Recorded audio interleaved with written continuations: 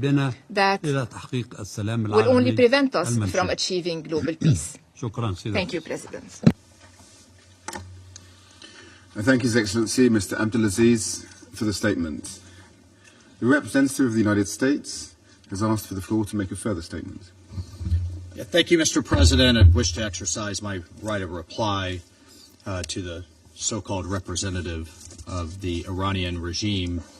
The United States strongly rejects this ridiculous and frankly farcical assertion that U.S. actions are inconsistent with international law. For 47 years, the Iranian regime has chanted, quote, "Death to America," at every turn, at every opening of its parliament. It has sought to eradicate the state of Israel. It has waged an unending campaign of bloodshed and mass murder. It is responsible for a series of unprovoked armed attacks targeting the United States and Israel, violations of the UN Charter, and threats to international peace and security across the Middle East. It has even attempted to assassinate the U.S. President Trump. It has done so not only directly, but through its proxies, seeking to hide and mask its bad actions while publicly claiming to be a victim. Iran's menacing activities directly endanger the United States, our troops, our bases overseas, our partners, our allies around the world. The United States has made every effort to negotiate a peaceful resolution of this conflict with Iran. But Iran has failed to take that opportunity. So in close coordination with the government of Israel, the United States has taken lawful actions to address these threats in line with Article 51 of the Charter of the United Nations. And Mr. President, I'll just say on a final note, you know who is not complaining tonight? You know who is not citing the vagaries of international law? You know who is celebrating in the streets around the world? The Iranian people. Mr. President, maybe, perhaps just maybe, they will finally be free. I thank you. I thank the representative of the United States for the statement. The representative of Bahrain has also asked for the floor to make a further statement. I give them the floor. Thank you, Mr. President. I apologize for taking the floor once again. I would like to reread a paragraph from the statement of the GCC countries, Jordan and Syria. Accurately, it is as follows, and I quote, "As we have pointed out in the letter addressed to you today, a number of Iranian missile attacks have targeted today the UAE, the Kingdom of Saudi Arabia, the State of Qatar, the State of Kuwait, and my country, the Kingdom of Bahrain, and the Hashemite Kingdom of Jordan, and the Syrian Arab Republic in a flagrant violation of the sovereignty and territorial integrity of these countries." I thank you.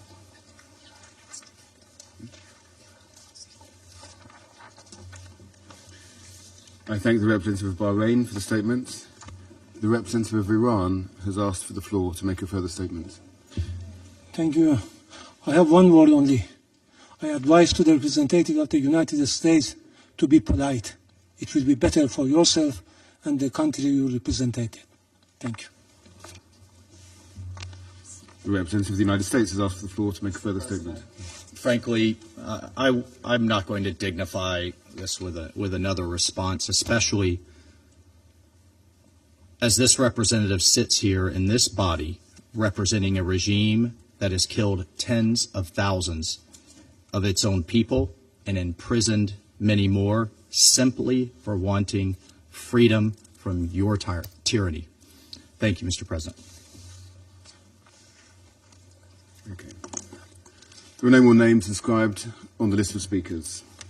Before adjourning the meeting, as this is really the last meeting of our presidency in the month of February, I would just like to express my thanks on behalf of the delegation of the United Kingdom to members of the Council, the Secretary General and members of the Secretariat for all their support this month.